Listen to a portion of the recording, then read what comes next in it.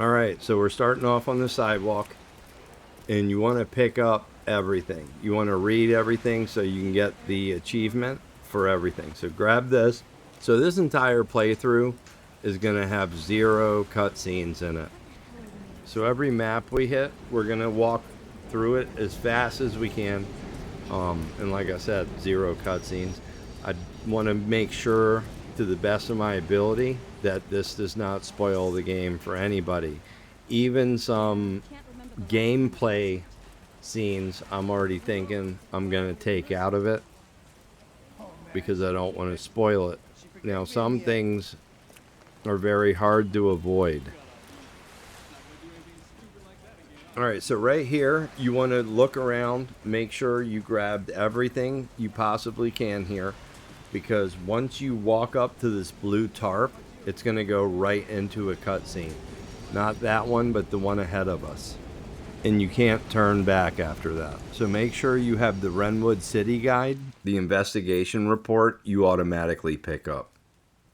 So once you go through there, there is no going back. Yeah, certain fights I'm even going to take out. I'm guessing really the purpose of this is just to help people with anything that they're stuck on. The issue with making quick guides for this is that it's usually a chain of events that gets you something that you're trying to do. In other words, it's not just go pick this up and it's done. You got to do this, do that, then do what you're trying to do. So I just came to the conclusion that the best thing to do is just make a straight playthrough and timestamp it all. So the real simple cutscenes, like opening a door, those I'm going to keep. Alright, so there's not much out here. There ain't nothing out here, actually. No items, at least. You gotta keep your eyes peeled for stuff to read. Also, like the scary stuff, I'm going to take that out, too. Because I want you to get scared. That's part of playing this game. So if something skips, understand there's a reason. So quick note on gameplay. So when you run into zombies and stuff, or monsters, or whatever you want to call them, the flashlight does not affect them. So they won't see you because of the flashlight. I have not found one that gets aggroed from the flashlight itself. This part, there's nothing in this drawer. It just kind of shows you that it has the same mechanics, similar to the previous games. Pretty gross. Alright, so this area has a lot of stuff, and as I mentioned earlier, a lot of items are auto picked up through the story progress. Grab this.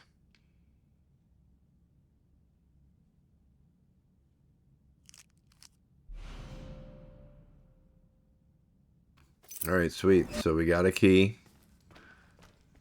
We're going to need that, of course. So there's stuff are all like 2 spots around here you can investigate.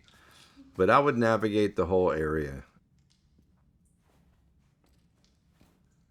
You got this over here, the table we already seen, and then here's the bathroom.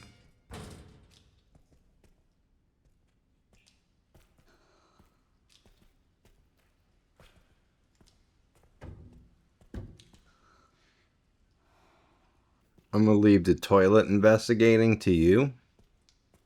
And let's move forward.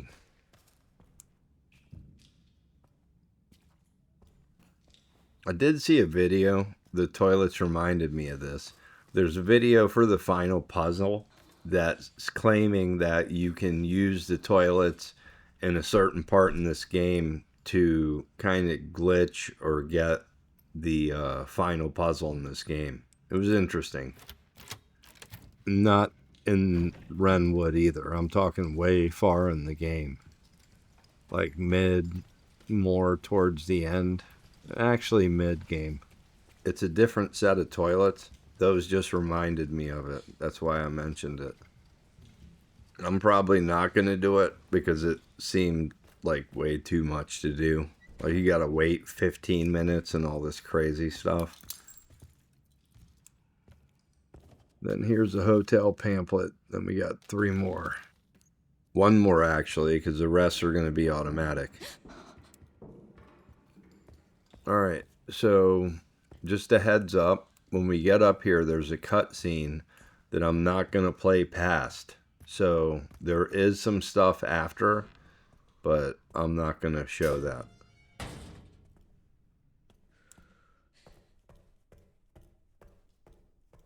Right here, floor plan.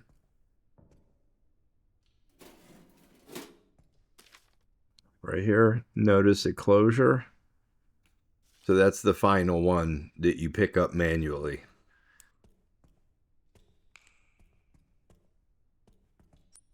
These 2 left in here.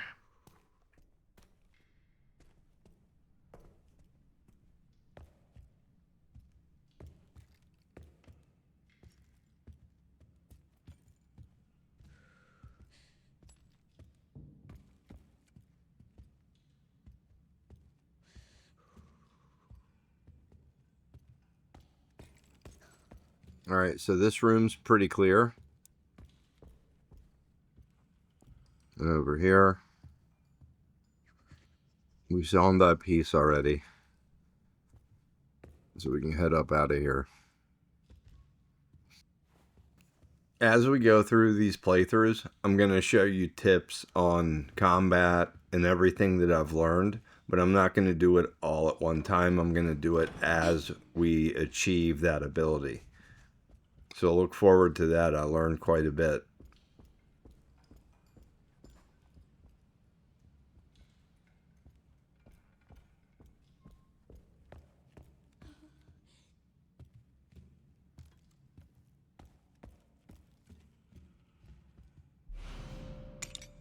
Wire cutters, we're going to need those.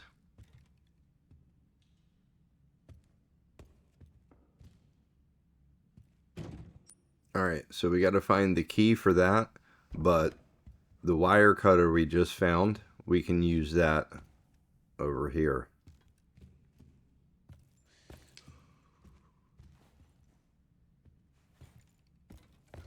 Right here.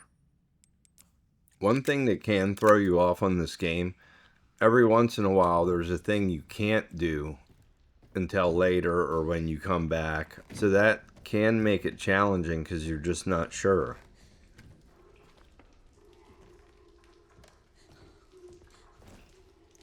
So in case you haven't figured it out, you push on your D-pad and you can activate your gun or pull it out.